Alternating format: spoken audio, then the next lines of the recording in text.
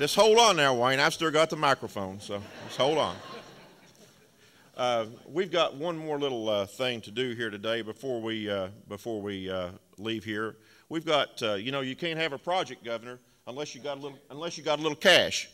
And so, if the governor and others, and Rocky and Walter, and would like to step forward, we've got a little check presentation. Just a few zeros behind this check, and we'd like to make this presentation.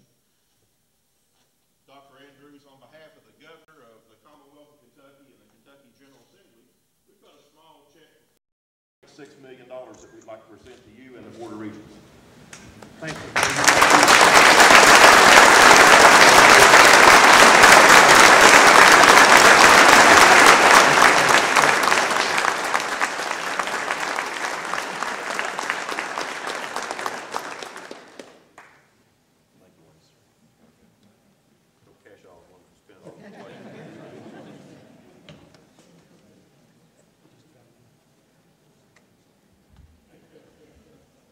There's an in this. My friends from Kentucky Bank are here. Would you guys deposit that in our account this afternoon?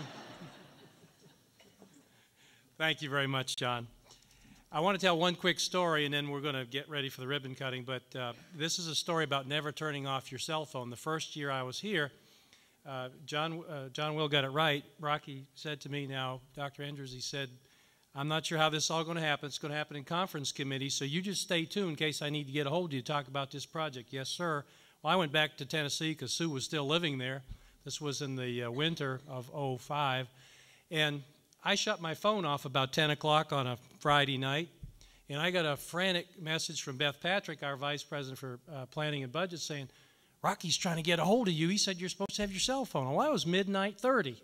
Rocky, I've never shut my cell phone off since.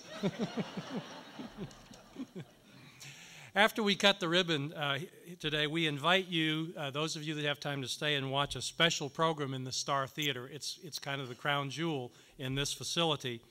And we've got lots of people here. Some of you, I mean, all of you are going to want to do this. I don't know how much time you have. But what I would ask is the regents, our special guests, the Eaglin family, our community leaders be the first group to go through there. We can seat 100 in the theater, but it will be a better show if about 50 or 60 people go in. So let's let our dignitaries go in first. We're going to show this as many times as we want, as you want. And then there'll also be tours through the facility, so we'll organize that right after the ribbon cutting.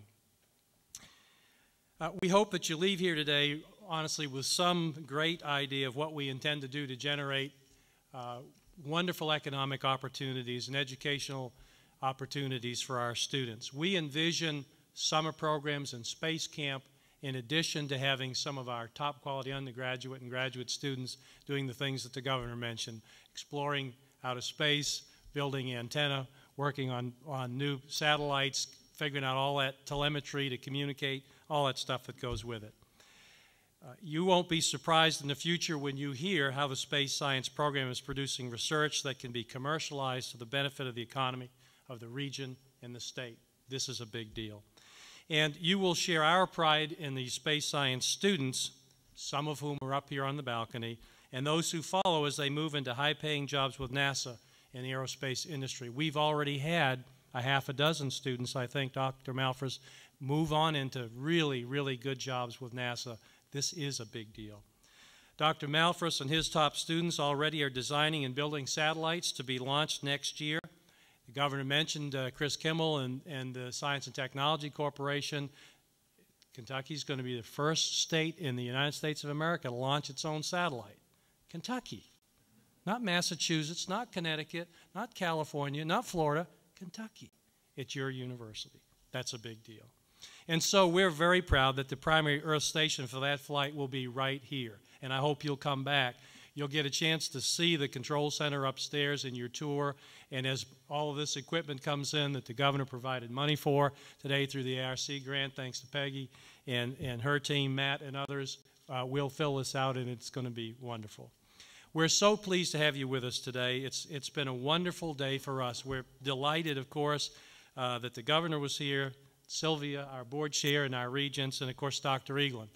Some of you will want to see on the tour directly back against the wall there is a very, very nice cast plaque there with Dr. Eaglin's picture on it that memorializes his participation in this facility. Memorialized, yeah. Do you have to be dead for that? Sorry, maybe I choked. Yeah, right. Actually, I think he looks pretty good for a fella his age. But we wanted to recognize his work because it was Ben Malthus's idea, but it was Dr. Eaglin's leadership that enabled that academic program to develop, to be put in place, and that's what it takes to build something that's important for a university. And so the program, the academic program in space science, is named in honor of Dr. Ronald Eaglin. And I would ask that you give him another round of applause and check out the plaque.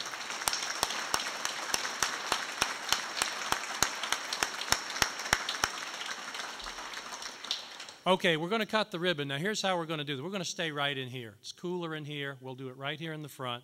And the governor's going to say something before we get all this going, but I've got a few other instructions. All right.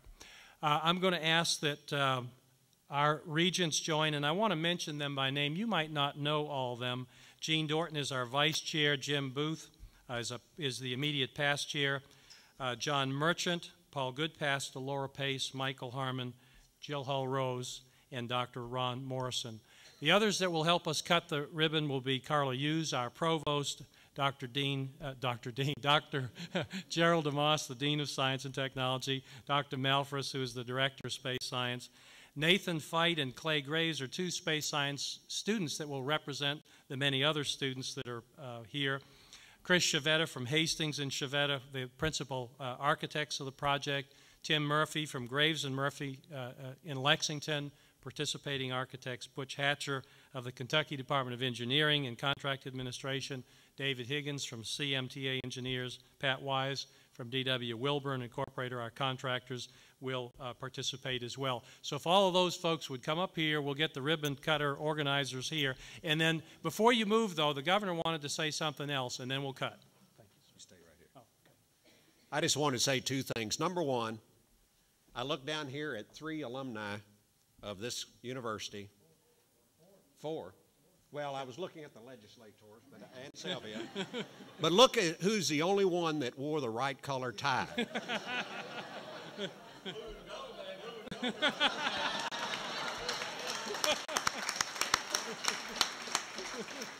The other thing I wanted to say is we've given a lot of accolades and received a lot of accolades today about this building and about this program and about this university. But there is one person who really hasn't been acknowledged that leads this university. And he leads it with a leadership that has brought this university to the next step and has moved it into the 21st century. And I think Dr. Wayne Andrews deserves a big round of applause for that leadership.